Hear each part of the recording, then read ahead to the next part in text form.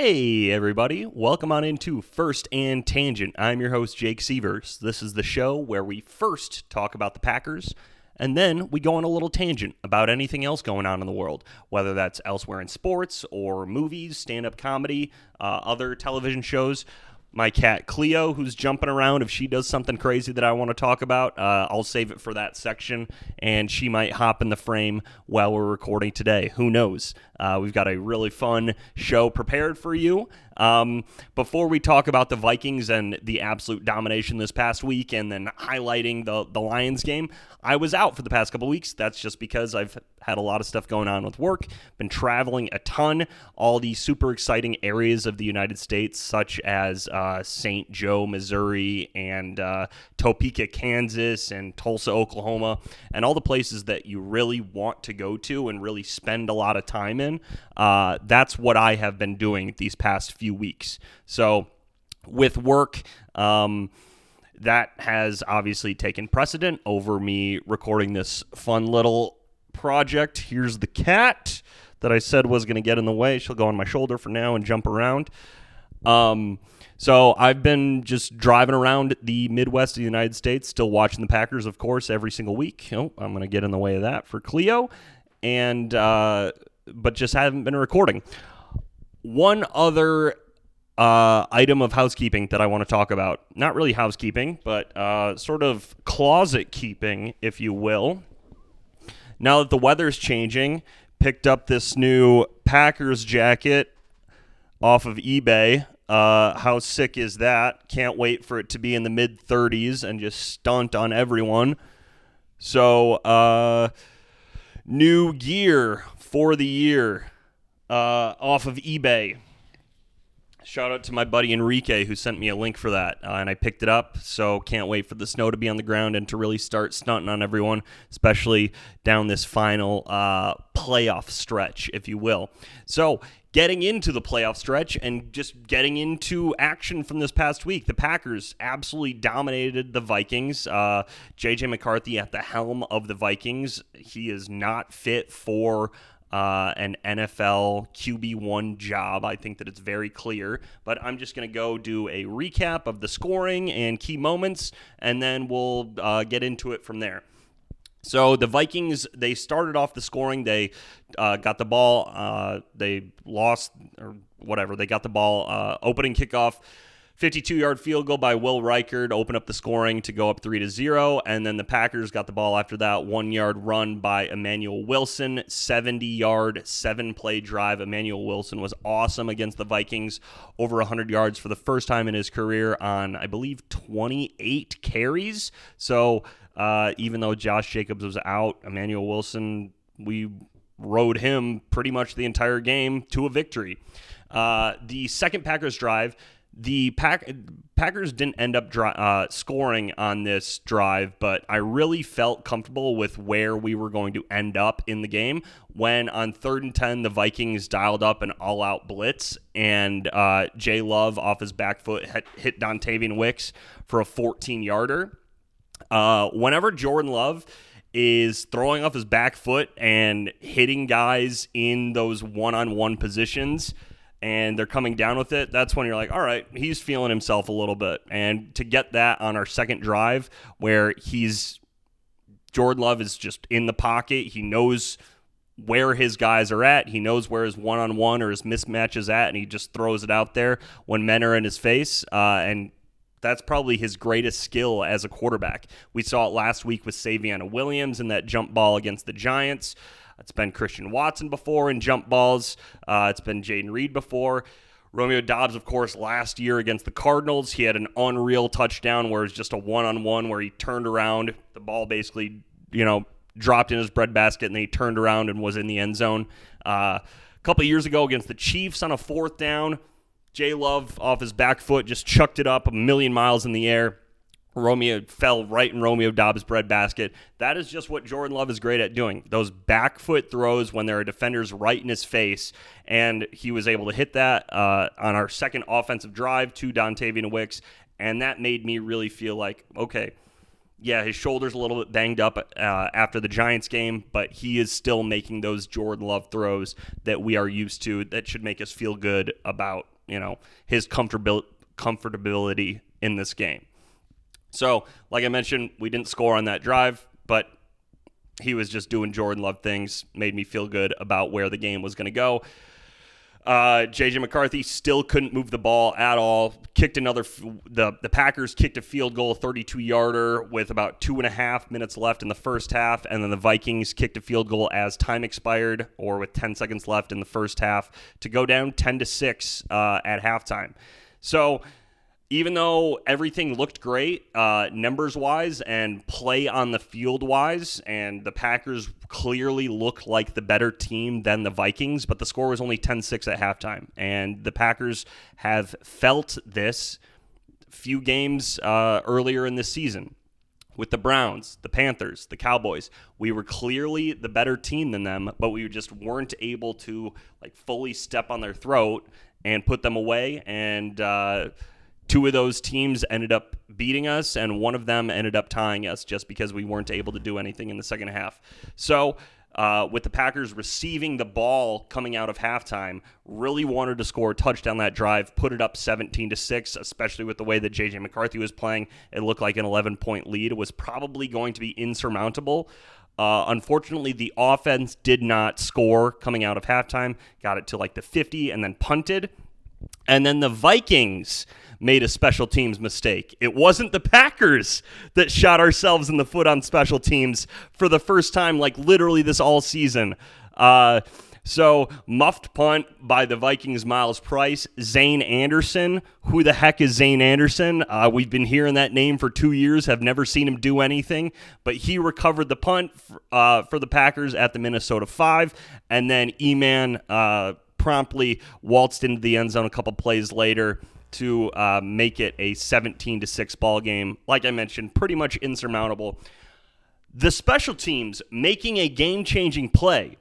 Absolutely unbelievable. Rich Bisaccia, I know that you didn't really do anything there. It was more the Vikings making a mistake, but our guys taking advantage of it, pouncing on that ball, setting the offense up in deep in the red zone. 100%. We love it. There have been so many special teams miscues and mistakes this year. We still don't really know who our kicker is. McManus was in this game, but he's had some major issues. Lucas? Is it Resnicek, or is that? No, that's the last name of one of my doctors, I believe, is Resnicek. Whoever the kicker was who kicked the 61-yarder to set the Packers franchise record, we still don't have the kicker position figured out, but special teams as a whole did not cause us to lose against the Vikings. Incredible. Real quick before we move on with the game, though, here's a stat from Dyer Carraher, who is an Irish Packers fan. I believe that he works for PFF. This was as of November 17, so the stats might have changed a little bit since then, but this is a tweet of his. Most unbelievable stat I've unearthed all year. 45 NFL players have returned 3 or more punts this season. In yards per attempt, Romeo Doubs is 43rd, Matthew Golden is 44th, and Keyshawn Nixon is 45th. So of the 45 qualified return men, the Packers are the 3 worst. Just special teams, they continue to not really benefit us, but when the other team tries to field a ball inside their own 5 and then they muff it, we're going to take advantage of that. Still, good teams are good on special teams. We are definitely not there yet, though. So Rich Bisaccia, still on you, even though you didn't blow it this game. So like I mentioned, Emmanuel Wilson's second touchdown run made it 17-6. It was pretty much insurmountable at that point. Packers added another field goal with 12:13 left in the fourth quarter to go up 20-6. McManus hit another field goal to go up 23-6. Then immediately after that, Isaiah McDuffie picks off J.J. McCarthy at the Minnesota 40, pretty much eliminating any hope of like a last-second come-from-behind victory, even though it looked like McCarthy or 9 wasn't going to be able to bring them to that. And then on the next Vikings drive, Evan Williams got an interception with 3:43 to really end it. The whole defense ran to the end zone, does the skull chant with the Packers fans. That was awesome to see, making fun of the Vikings, and really just putting a stamp on an altogether just dominant performance. 23-6. It was, I believe, the fastest run time as far as games start to finish are concerned on Sunday. Never was a concern at all that the Vikings were going to be able to do anything. Justin Jefferson, who this is not a hot take. He's obviously one of the best, if not the best, talent-wise receivers in the NFL. He was held to 4 catches, only 48 yards.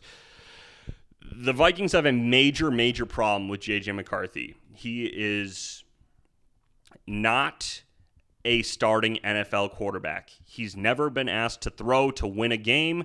He now ranks 851 out of 852 in EPA per dropback since 2000. The only, numbers-wise, the only quarterback worse than him since the turn of the century is Jamarcus Russell. And even I would take Jamarcus Russell over J.J. McCarthy because he had a cannon. J.J. McCarthy does not have that cannon. Yeah, he's a good athlete, but he does not have all the pieces that you need for a starting NFL quarterback. That's just the way that it is for the Vikings. And when you see Sam Darnold absolutely lighting it up with Jackson Smith and Jigba going to set the NFL record for receiving yards in a single season this year, JSN is, the Vikings completely fumbled the bag with Sam Darnold. They said, all right, yeah, we'll take this guy who never had to throw the ball to win the game in college. Yes, he was undefeated in college as a starting quarterback. I'm pretty sure he was. No. They lost to TCU. Of course they lost to TCU.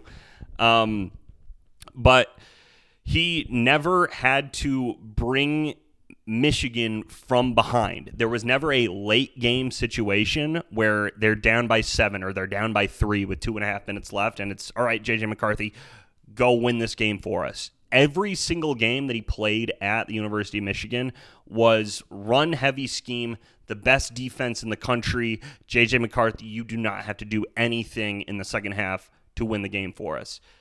Against Penn State, he threw 8 total passes, and I believe they ran the ball 22 straight times to end the game. That was when, of course, Jim Harbaugh was suspended, and then Sharon Moore cried and said, "Oh, I effing love you, man. I love you, coach." After the game was crying. He's such a loser. So, J.J. McCarthy, 9. Go do some more meditating. Go walk on the field 3 hours before kickoff again. You are not a starting NFL quarterback. Good riddance, buddy, but I hope that he stays on the Vikings for as long as possible because it's just adding to the proof that Michigan national championship was fraudulent, and keeping the Vikings down, which of course I love as a Packers fan. Some more information from this Vikings game. The Vikings had 4 net yards in the second half between penalties, sacks, and turnovers. The Packers didn't need to do anything on offense. Matt LaFleur said as much in his post-game press conference. Jordan Love's left shoulder was hurt after a scramble against the Giants, so he was giving handoffs with his right hand no matter the direction. We had 42 rushes versus 22 pass attempts. That is not what we want to do to be successful in the long term, to have a 2-to-1 rush to pass ratio. We want Jordan Love to be slinging it. We're giving him $250 million. And for good reason. We have seen Jordan Love win games with his arm for us. We have built this team so that if we want to go far and make it to the ultimate goal, which is a Super Bowl, we need to do so behind Jordan Love's arm. And so in the long term, That's what we want to do. But in the short term, and as far as just picking up another win is concerned, no real issues at all with 42 rushes, 22 passes, escaping Lambeau with no injuries, and just saying, all right, let's go into Ford Field on Thanksgiving and get a victory against the Lions. Before we preview that Lions game, though, the NFC is just an absolute logjam as a whole. The Rams and the Eagles, I think that they're both guaranteed to make the playoffs, but other than that, what does the playoff picture look like? It's the Rams as the 1 seed, the Eagles as the 2 seed, the Bears as the 3 seed at 8-3. Obviously, I don't think that that's going to hold, but right now, they're the number 3 in the NFC. The Bucs are at that 4 spot at 6-5, leading the NFC South, and then the Seattle Seahawks are in the 5 spot. I think the Seahawks have the best player in the NFL with Jackson Smith and Jigba, and so if I'm an NFC team, of course I don't want to see the Seahawks in the playoffs. Then the Packers are at the 6th seed. The Niners are in the 7th seed, coming off of a victory against the Panthers, despite Brock Purdy having 3 first-half interceptions. That's just the way that the Niners are built, though, to minimize those quarterback mistakes. And as we see it right now, the Lions are on the outside looking in as far as the playoff picture is concerned. Coming into this year, everyone viewed the Lions as one of those Super Bowl favorites coming out of the NFC, and I think that they are still, as far as the odds are concerned, still one of those teams that I would be terrified of playing in the NFC. But we're far enough into the season now that what we're seeing is sort of what we're going to get as far as the Lions are concerned. I don't know. I think that they're just not as good this year as they were last year. Last year, they were one of the best offenses of all time, of course.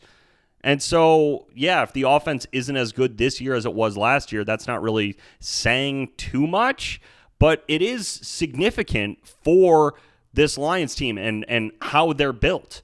Their 2024 EPA per play was 0.15. Basically what that means, it's expected points added per play. And so for every single offensive play that they ran last year, that was an extra 0.15 points added to the scoreboard on average, which that was the 3rd highest in the NFL. However, they were also the 4th highest scoring NFL team in history at 33.2 points per game. So the Lions last year were both highly efficient and also put up a ton of gaudy numbers. This year, they're still efficient, but they are not as efficient. This year, their EPA per play is 0.09, which is at 6th in the NFL. As I mentioned, they were 3rd in the NFL last year. And they're scoring 4 points less this year than they were last year. So they're at 29.2 this year versus 33.2 last year. Still well above league average, which league average is 23.1. But the Lions and losing Ben Johnson and having not as dominant of an offensive line, we were waiting to see in the offseason how it was going to shake out. And it looks like this team, on offense at least, is just significantly worse than it was last year. Last year, they also were 4th in the NFL on 3rd down conversion at 47.6%. Went for it on 4th down 33 times last season. Picked up 22 of them. That was most conversions and attempts in the NFL last year. They're still going for it on 4th down a ton this year, but they are just not as efficient offensively. And their defense was predicated on forcing turnovers last year. Kirby Joseph had the most interceptions in the NFL. They're just not getting as many turnovers defensively, and their offense isn't as good last year. So that's why we're seeing that the Lions, who were 15-2 last year, sit at 6-4 and the outside looking in of the playoffs. I still think that they are very good. Anyone that watched the Giants game know that their offense is very, very good, but they were in a dogfight with the Giants. And they lost to the Eagles and only put up 9 points against the Eagles 2 weeks ago. And when the Packers lost the Eagles 10-7, our offense was clowned for the entire week by the league, saying, what's wrong with Matt LaFleur? What's wrong with Jordan Love? I do think that there is something wrong with them and that it's not fully clicking, but it seems like the Lions are just immune from the criticism that the Packers get. As I mentioned, barely escaped Jameis last week. They scored 9 against the Eagles the week before. They lost to the Vikings at home against J.J. McCarthy, 27-24 with 9. So this Lions team very clearly is not as good as it was last year. They are not as good as we were expecting heading into the season. But I do still, they of course, they still worry me. Jahmyr Gibbs is,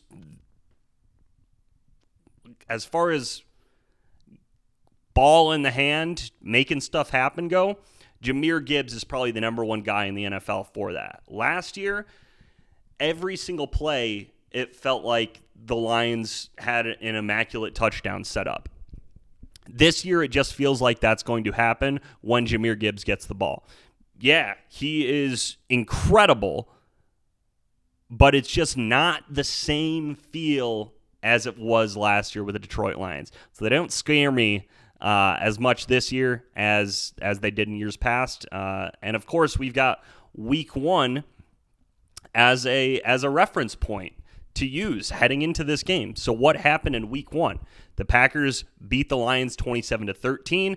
That was the first game that the Lions didn't have Ben Johnson and Aaron Glenn. So going into that game, there was the expectation for those growing pains a little bit, and the Packers took full advantage of that. Absolutely dominated Jahmyr Gibbs. He was the guy that they were trying to, the Lions were focusing on, getting the ball to out in space as much as possible.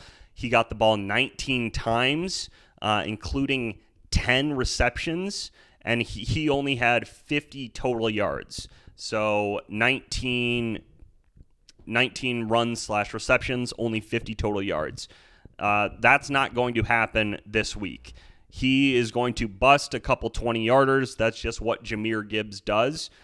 We saw it against the Giants twice once to get to pay dirt, and then another time he got caught at the 1-yard line. That's probably the only time he'll get caught at the 1-yard line this year, and still scored. So Jahmyr Gibbs, of course, we need to focus on him.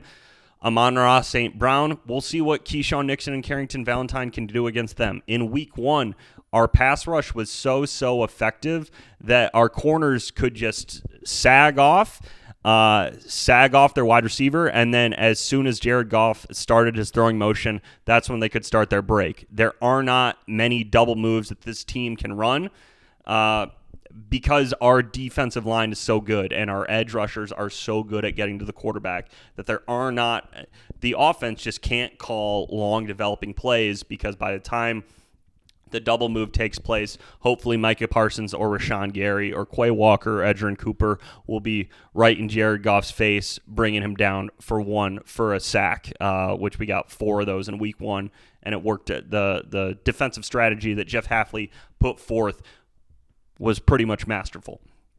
What else happened in Week 1? Well, Christian Watson did not play.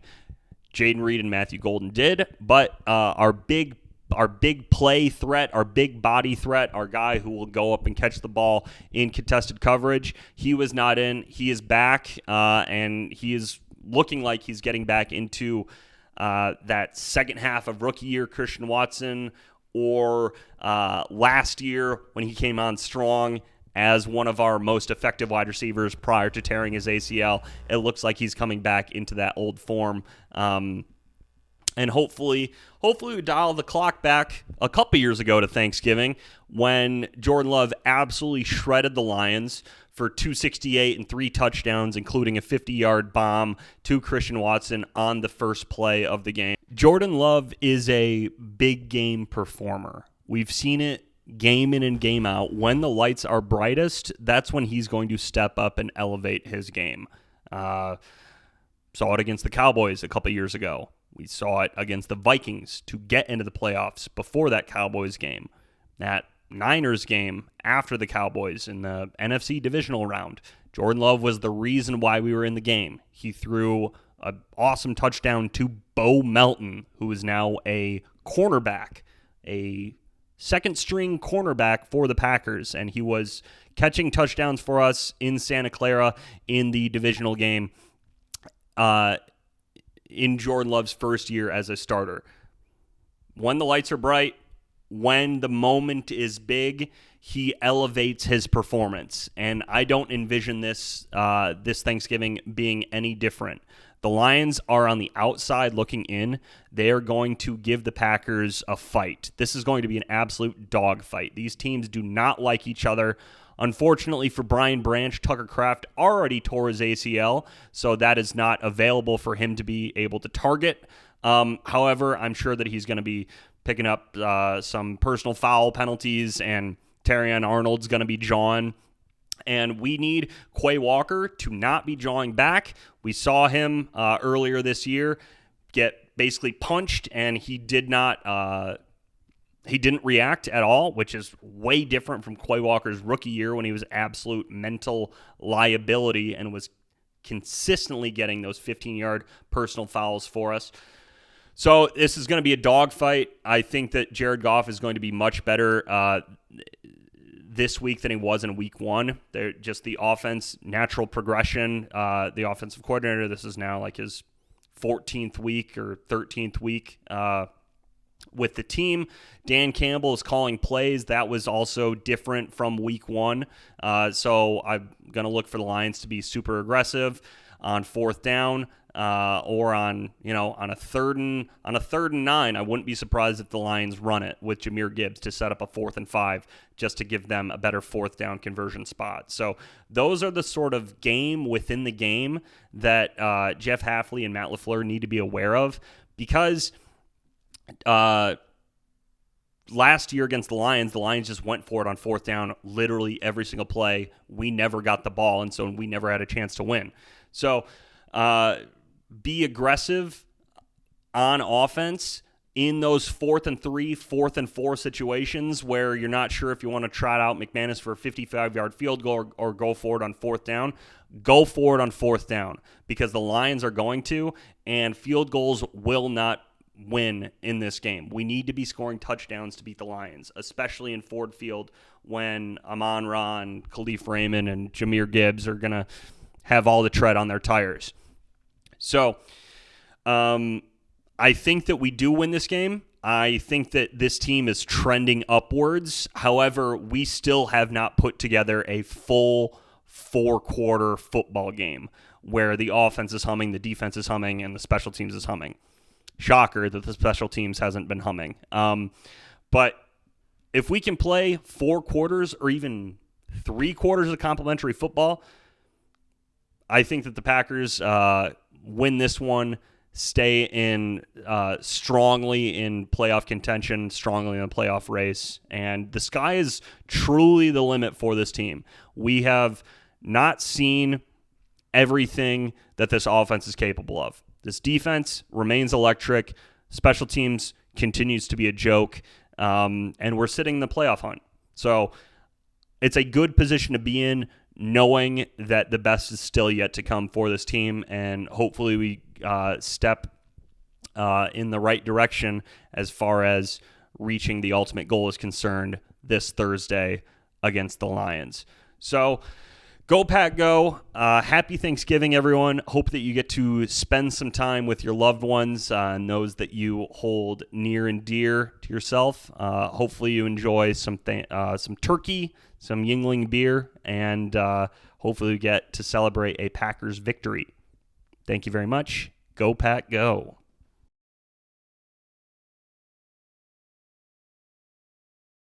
Hey guys, welcome on back into First and Tangent. You've made it to the tangent section. Hope that you enjoyed the first section, the Packers section. If you did, please comment, like, subscribe, do everything to help out the algorithm. Also follow me on Twitter at Jake the Rake, where I live tweet Packers games, including, of course, this one upcoming against the Lions. Get involved with the community and let me know what you think about the takes. So for this week's tangent section, I just want to talk about the weird, horrendous, I would say, influx of AI and that I'm seeing on my timeline. Videos that are even fooling me, which I didn't think that would be happening this soon, where something that I see, then I need to do a double take just because I've been on the internet for so long that it seems like I would naturally be able to tell whether something's AI or not. And that is no longer the case, which is very concerning because I know that there are people other than me that I care about greatly that use the internet, that are getting fooled by the internet, that grandparents are getting fooled by it, that there is a bad future ahead as far as AI is concerned, and just not knowing what is real versus what is fake. And I have major concerns.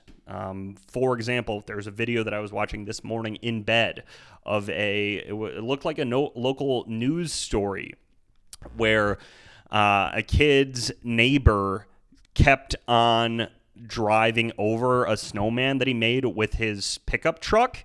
And so the little boy decided to get smart and build his snowman around a fire hydrant.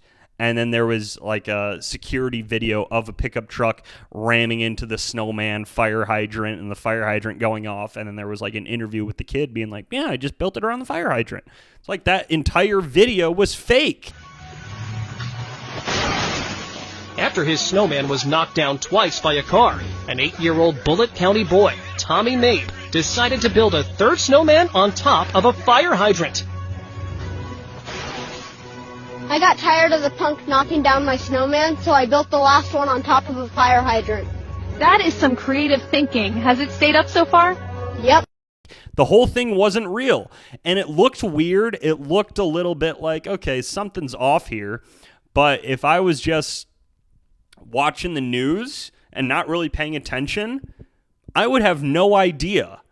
And like I mentioned, I know that my parents are on the internet. I know that my grandparents are on the internet. And I know that like these videos are constantly fooling them. And probably things that look worse than that are constantly fooling them. And so I don't know what the future is going to look like. I don't know if there needs to be like a mandated watermark on AI-generated videos and AI-generated content.